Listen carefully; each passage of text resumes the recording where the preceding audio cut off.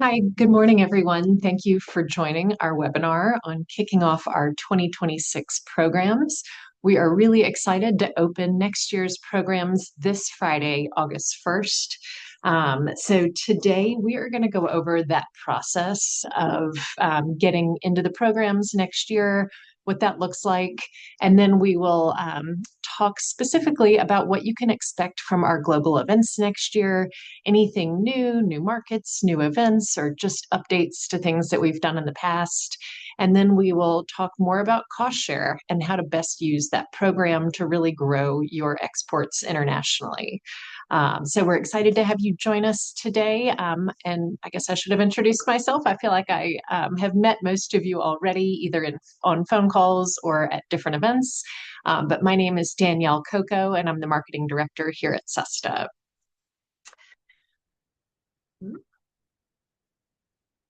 I thought we could start today by just taking a look at SUSTA's mission. I think it is really good to go back and think about, who we are as an organization and what our mission is, what we are come to work every day to do, and that is to help small and medium-sized Southern U.S. companies meet foreign buyers, increase their exports, and really grow internationally. As I feel like I always say in our meetings and presentations, we're a pretty small staff in New Orleans, so it's our very close working relationships with the departments of agriculture in each state that help us really service such a large region, all of these southern states that you see here on the screen. So as you work with SUSTA, if you're at an event, you might be meeting the Department of Agriculture staff person from Georgia or Texas or Mississippi. They really are an extension of us and help us implement all of our programming and events. So we always love meeting you, but just know that they are, a really big part of what we do. So without further ado, I will introduce Alistair Perez, who is our Global Events Manager. Thanks, Danielle. Yes, I'm the Global Events Manager. I work closely with Megan, who I'm sure if you've been in our programs, you've received emails from her, you've spoken to her, and then obviously Sandra Law, who's on the Global Events team as well. She works more on the contracting side, but between the three of us, we make up the Global Events program area. I know over the past several weeks, we've received, or at least from the global event side, I'm sure Deneen and her team can attest to this as well. We've received emails about where do I start if I want to register for said event, let's say Gulf Food. So starting on August 1st, you can begin recertifying your MySusta account. So just to kind of clarify that and what that looks like, whenever you recertify, you will recertify for this different programs. So if you select global events only, the global events team will be reviewing your account. If you select the 50% cost share program, their team will review you accordingly. But if you select both, then obviously both of our teams. But just to kind of clarify that for companies that are maybe newer to this process, or this is you're starting to get into the groove of things with SUSTA, that's kind of how it works. But really starting August 1st on the global events side, that's the first step to be able to then be able to to be able to register if you want to go to the next slide, Danielle. For events. So what do we look at when we are reviewing companies? Whether you're new to the program or you're recertifying, are you headquartered in a region? Is your company considered small to medium-sized business by SBA standards? Are you in good standing with your Secretary of State? Do you have products? That's one of the main things I would say on the global side that we're consistently having to reach out to you about is, do you have any kind of marketing materials, a website, brochures, just to verify that you do have products that meet our requirements of that 50% U.S. agricultural content. And then if you do not own the brand, do you have permission to be promoting this brand accordingly? So those are kind of a lot of the things that we'll be reaching out to you about if we have any questions. But leading up to it, I would say the first step is going to be obviously August 1st, getting that recertification in place. And then we will be in communication if there's anything that we feel like we need to have any clarification on. Alistair, can I add to your slide? Can Yep. you hear me? Yes. Oh, okay. Yeah, so as Alistair mentioned, the recertification is for companies that have been in the program before. If your company is new, you will be required to have a consultation with Danielle before you can move on to the cost share application. And the other thing that we look for, let's say I'm talking about the cost share team, we look to see that a company is promoting a brand. Thank you. Perfect. Yeah, thanks for adding that, Deneen. And You're just welcome. to, Deneen is the cost share director, so that's why Oh, she's sorry. chiming. No, no, no, you're good. Just chiming in because our review processes are very similar, but there's maybe a couple of little details that are different on the program side. And I may chime in as well, just a few things that have come up recently. When we talk about does a company meet the Small Business Administration size standards, keep in mind when our team reviews that, we have to look at any affiliated companies. So if you have a parent company, those numbers will play into that as well. So just wanted to throw that out. That comes up fairly often. Yep. Thank you. And I'll add to that too as well, Danielle, in case people don't know what the SBA size standards that we use. We look at the North American Industry Classification System, your company's primary industry code, to determine the size standards. So there is a table that we kind of, sorry, Danielle, you keep going back and forth. There's like a table that we look at to determine, it's either determined by your, yeah, we can provide clarification on that, but like Deneen said, it's going to be based off of that SBA size standards. So we have heard you loud and clear over the past several years, at least on the global events side, regarding events opening. In the past, they've opened at midnight on August 15th.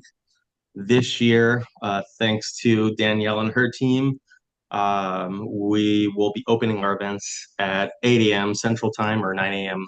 Eastern Time. So no more having to stay up till midnight and have your, set your alarms and anything like that. So for all of our events that will be going live for 2026, that will be at 8 a.m. Central Time, or like I said, 9 a.m. Eastern Time. Hopefully, we can answer any questions leading up to that. But with all of our events, it's going to be on a first come, first served basis. So we will look at registration times as companies register. And I guess that becomes important with some of our more popular events like Gulf Food. Obviously, this year it's Anuga, but that will be in a couple years. CL Paris, in terms of booth selection. So if you would like to be higher on the pecking order in terms of your booth selection, please register as soon as possible. And pay attention as well to the deadlines in terms of refunds as well, because that's important too. So looking at our 2026 events, like I said, they will be going live August 15th. Many of the events that are on our list are familiar to you. I was going to highlight a couple on the next slide, but we'll go to that. Yeah, perfect. With our events, yeah, they are subject to change. So all of these, I think throughout the year, we do introduce new events. So keep that in mind. We, between Danielle, myself, the rest of the SUSTA team, we try to keep you in the loop and communicate any new events that are going live, any early bird deadlines, any kind of information that you need to know that's relevant. Pay attention to the SUSTA emails. I know you receive a lot of them, but we don't try to spam you or I guess fill your inbox with anything that isn't needed.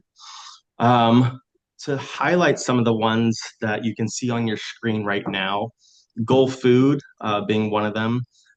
It's a slight change, but it's moved from February to end of January this year due to holidays in the area.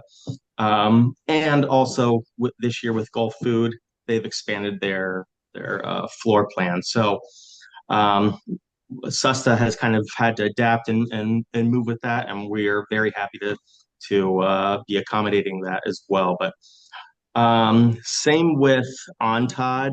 Typically, it's been in March. This year, it'll be in May.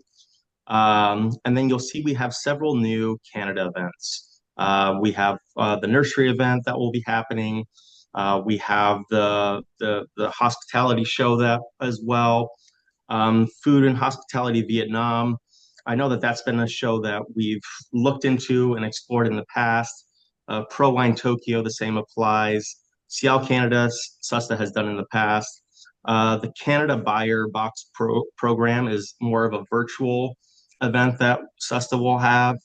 And then looking at the distilled spirits outbound, this past year we had an inbound.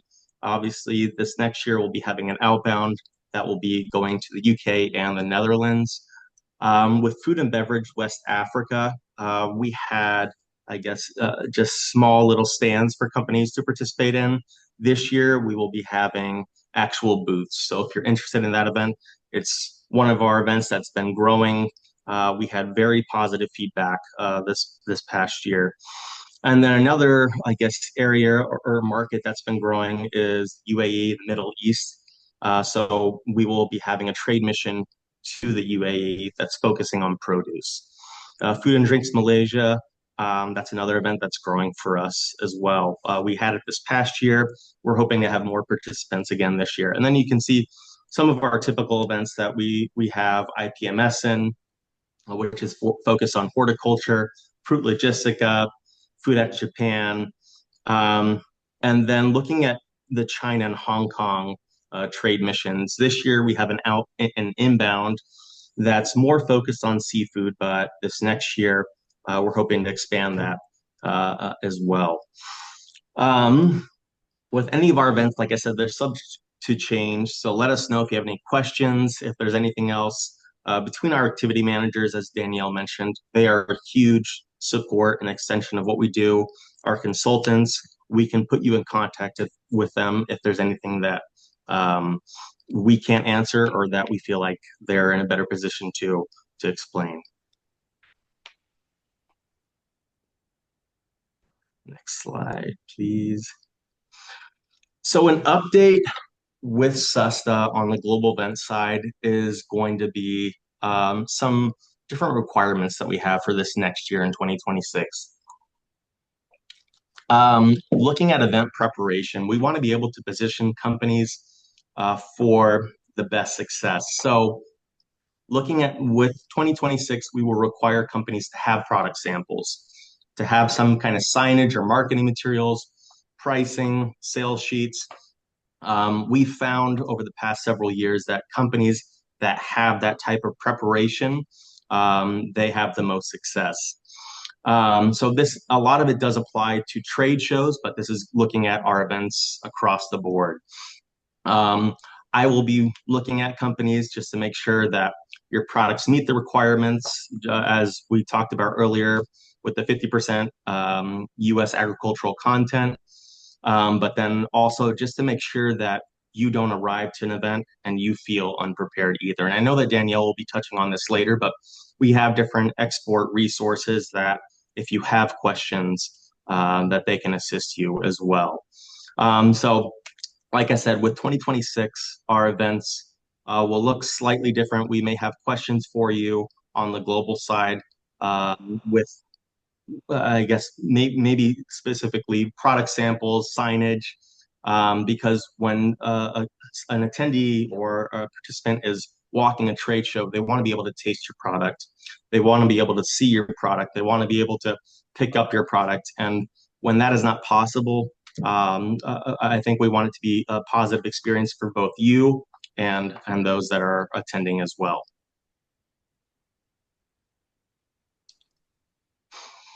And then lastly, I know that you've heard a lot about this from SUSTA, but event surveys. On the global side, event surveys, you have the initial survey, which is available to complete right after the event. And then we have the concluding survey, which is available 6 months later. So as you can kind of see on this slide, why do we have the two? Obviously, a lot of times we see in the surveys, well, I don't know what my export sales look like right now. So then on the concluding survey, hopefully you have a better idea. But we can't stress how important surveys are to our funding.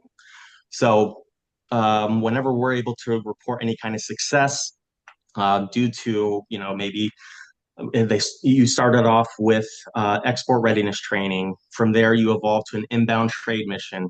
From there, you exhibited at a NUGA with SUSTA.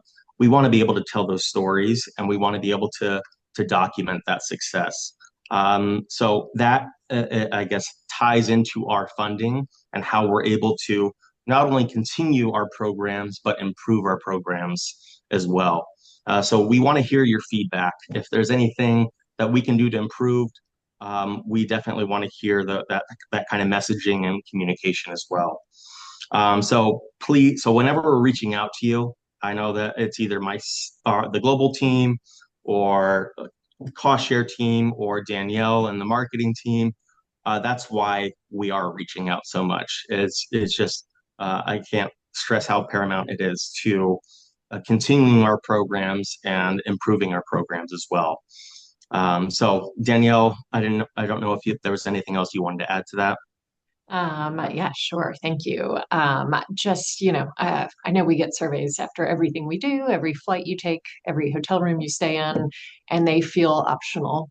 Like I don't always do those that are not required, but these are actually required. Even if you're like, I don't know, I don't have answers yet, and you just are putting zeros in because you're not sure, that's okay. We just have to. It's part of our program requirements. As you know, we're funded primarily through the USDA's Foreign Agricultural Service, and this is just part of the program requirements. So we use these surveys, like Alistair said, to document success, which is so important. And we love hearing about your success. We use it to improve our programs and really take your feedback into consideration.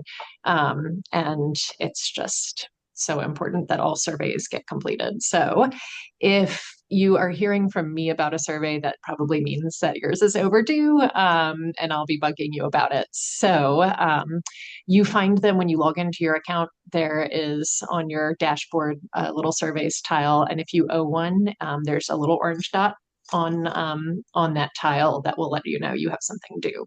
So thank you all for taking care of those. And just real quick, sorry, I thinking about even in the comments section, if there's anything that isn't documented through the actual survey, we do read the comments. And I guess a testament to that is looking at how we've changed the registration opening at 8 a.m. versus midnight. That was expressed by a lot of you. So if you think that we do not review the surveys or read them or look at them, we do. And so if you think that it's pointless, it really isn't. We are, I guess, between Danielle and her team, the global team, the cost share team, we are constantly looking at surveys to see how we can improve our programs. All right, thank you. Okay, and now we will hear from Deneen Wiltz about the cost share program. Deneen, take it away. Thank you, Danielle. I apologize for not introducing myself. I'm Deneen Wilkes, the cost share director. I also have a team. Elise, she's a cost share coordinator, as well as Aileen, she's a cost share coordinator as well. So we all work as a team trying to get companies to, get through the program. So some important dates. As you've mentioned, as you've heard Alistair mention and Danielle mentioned, August 1st, which is Friday, we will be opening up the cost share application. So be on the lookout for emails that will be coming from me to invite you to complete the application. And that's again for returning applicants. If your company, like I mentioned, is new to the program, you won't have access to the application until you first have a consultation with Danielle to go over the programs. January 1st, that's when we open up the 2026 program year. So be prepared for that. December 31st, of course, that's the end of the program year. And as you heard Alistair and Danielle mention, cost share, we also have surveys, and that's very, very important. And those surveys are due for your cost share survey on April 1st, 2027.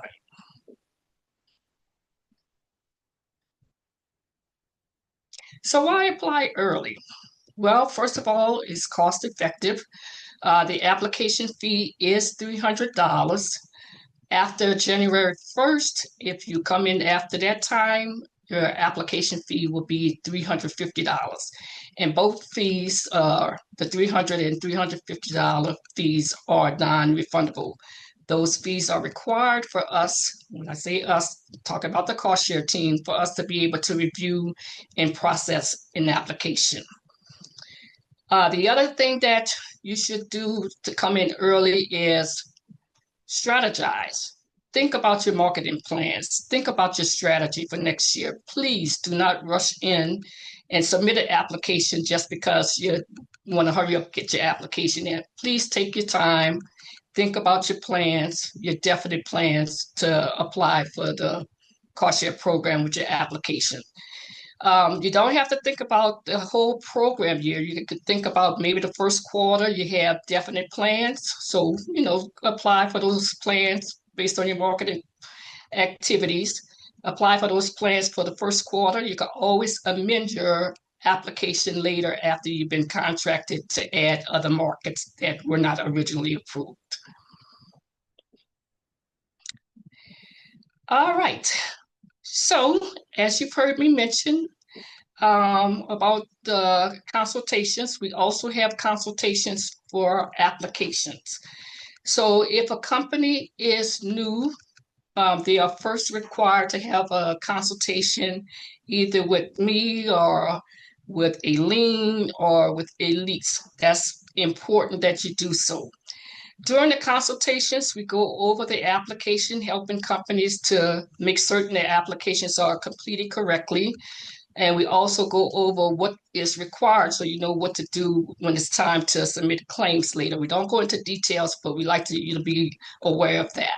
So it's important to pay close attention to those consultations because you never, want to come in later and get your claim denied. So that's why it's important. Not only is it important to pay close attention to the consultation, it's also important to pay close attention to information in the manual. It's a good resource.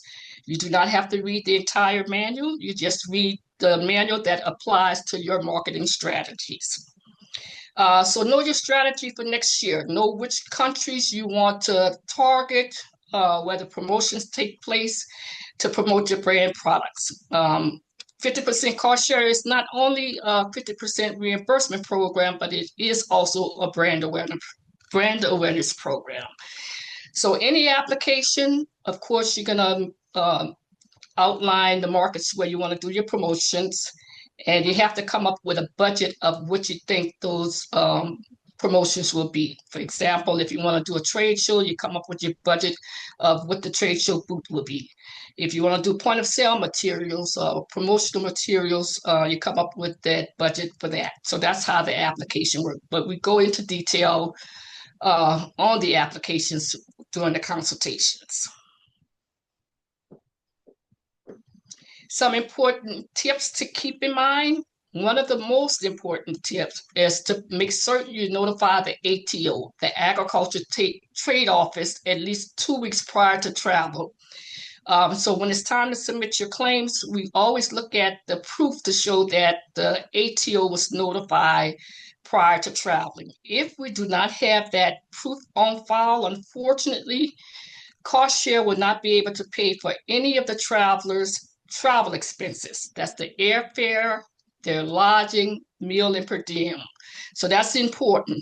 I know sometimes companies do global events and, the state departments of agriculture, email the ATO for those companies that participate in global events. However, you want to keep in mind, in case you decide to do a trade show that's not with global events, that you have to notify the ATO. So get into practice of doing that, because we never like to see a company not be able to get reimbursed. Um, Make certain you contact us before booking your airfare. We always like to look over the itinerary, give you our feedback, let you know, hey, the itinerary looks good, or if it doesn't look good, we give you feedback on how to do the itinerary correctly. If you book a hotel through a third-party site, this is very important. Please make certain when you check out of the hotel that you get a receipt that shows the traveler's name, the room number, the check-in and check-out dates. Sometimes companies, they go to the third-party site and they forget to do that. So that's important that you get that information so that we can reimburse you for your lodging. Make certain that when you're at a trade show or doing a trade mission or outbound trade mission, like with global events, make certain that you take photos. That's important. And if you're claiming for travel expenses, we need to see that the travelers are shown in those photos in order for us to reimburse for the travelers' travel expenses. You also want to make certain that you have promoting your brand and you have a U.S. origin statement, anything on anything that you do, such as your promotional materials. We are funded, as Danielle mentioned earlier, we are funded by the USDA Foreign Agriculture Service. So they look at our files closely to make certain that we are in compliance with the regulations. So if we have to come back and forth to get additional information from you, just keep in mind that we're just trying to make certain that we're following the guidelines.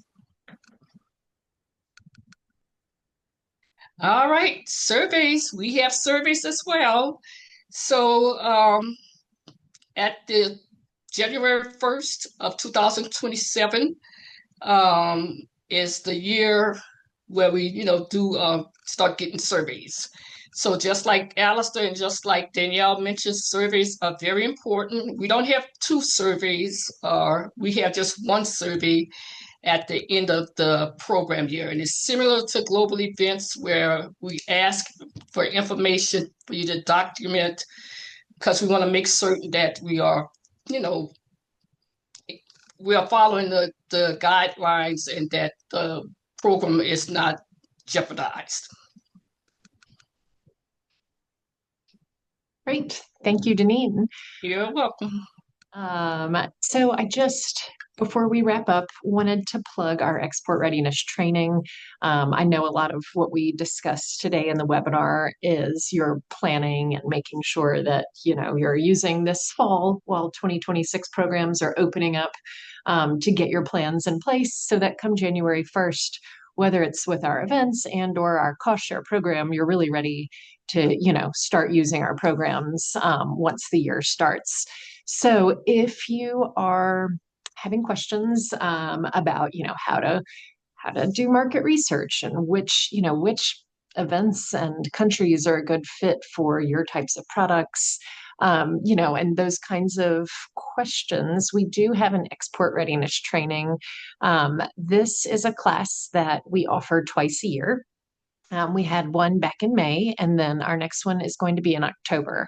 So it's a really good time for companies to start, really thinking about and maybe learning a little bit more about how to create a marketing strategy in advance with all the tools. We have a consultant who leads the training, and she really goes through a lot of different resources that are available to you to support agricultural companies that want to grow internationally.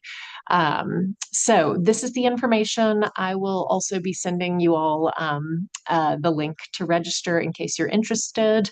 I will warn you, it is a 12-hour class. So it's held over 3 Thursdays in October, and each one is about 4 hours long. So, make sure when you register to block off that time and, come ready to learn, it really is a good resource. It's only $150, and there is an early bird if you register by September 1st. So, just wanted to, let you all know about that as you're starting to plan for 2026. And now I think we're right on time. Yes, it's 10:30. We really wanted to leave a lot of time for questions. You can either write your questions in the Q&A or the chat, or if you raise your hand, I will unmute you. So please let us know what questions you have about the programs and how we're opening things up for next year. We'd love to take this time to really talk with you all about what we have coming up.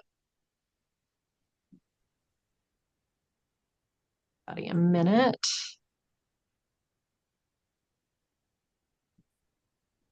I might actually, oh, here we go. Okay, for the export readiness class, the first session conflicts with the Anuga show. Will it be recorded so we can watch later? Yes. Yes, of course. It's hard to find time when it doesn't conflict with anybody. So yes, if there's a class you can't make, we do record it and we'll share it with you after.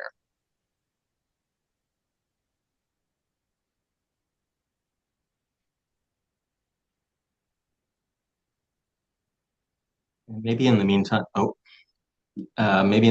while everybody's thinking of if you have any questions that you're going to ask, something I wanted to add was just on the global side, when you're registering, how there is a timeline to pay for the event as well. A lot of you will register for an event and pay immediately, but there is a timeline where we will be reaching out to you if that payment has not been made. I know that that's been an issue for us in the past. You get reminders that are automated through the system. So just to let you know, that is kind of what officially registers you for an event. So between myself, Megan, Sandra, over the past year, we've seen companies that register for an event, and then we're having to go back and forth with them to finally get that payment. So if you have any questions about how to get that done, let us know. But the sooner that you get it done, the better, so that we're not hounding you. Great. Yeah, good one. All right, another question, and Deneen, I think this one's for you. Regarding airline proof of travel, what form of a boarding pass does SUSTA accept? Paper, digital, something else? Paper, digital, whatever you have, we can accept that. I've noticed that a lot of companies, they'll take a picture of the digital and they'll submit that. But yeah, either or would do. Okie doke. All right, we have someone from the North Carolina Sweet Potato Commission on as part of an agency in the UK, and they were wondering if there's a possibility of being part of the SUSTA booth I'm guessing that's Fruit Logistica. Why don't you reach out to us after the webinar, since that question's maybe a little more specific to you and your company, and we can address that afterwards. You can send it to events@susta.org, and the events team will get back with you.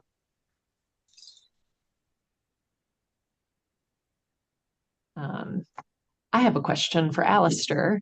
I know the Canadian Buyer Box program is something new. Do you have more details on what that will look like?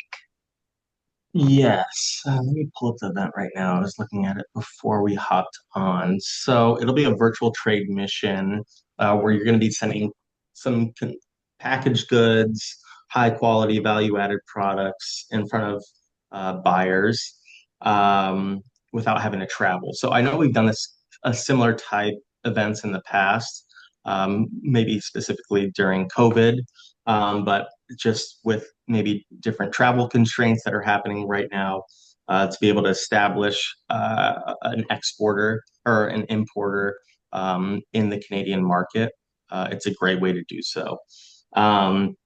So with this event, it's going to cost $35. So it's a really low buy-in.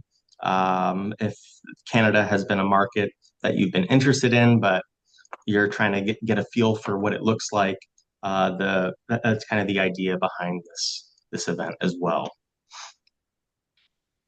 Great. Thank you.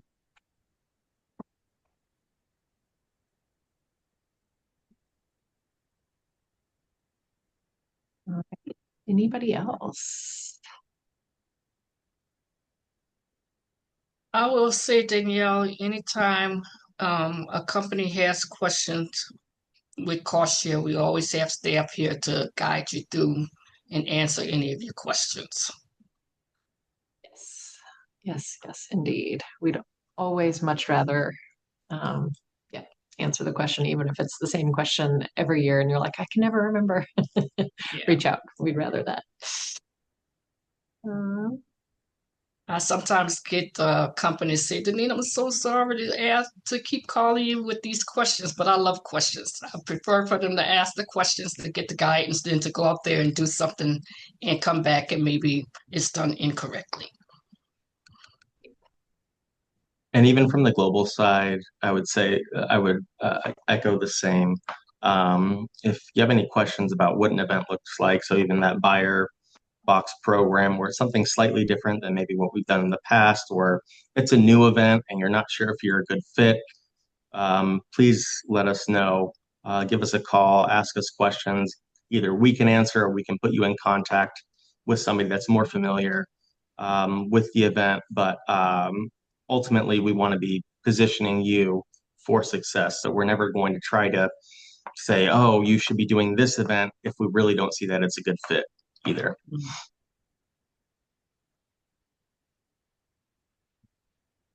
Hey, well, I am not seeing any other questions coming in. So, just to recap, starting on Friday, when you log into your account, you'll get a pop-up saying, do you want to recertify your account for 2026? Go ahead and say yes, because that will then, depending on what you select, if you select global events, and or cost share, then you will get re-reviewed by our staff. And then on August 15th at 8 a.m. Central Time, all of those events that we showed earlier will open for registration. More will be opening up this fall and into next year, but those events are all going to open up on August 15th. And then the cost share application will be available after August 1st as well. And you can spend time this fall working on your application, which is really the best way to do it, like we said, rather than trying to scramble kind of last minute. So let us know if you have questions moving forward, and we look forward to seeing your recertifications come in. This webinar was recorded. I am going to post it in the past webinars page of our website. And when that is done, I'm going to send an email to everybody who registered for the webinar so that with the link so that you know where it is. And unless anybody has anything else, I think we will say goodbye and thank you. Bye bye. Thank you.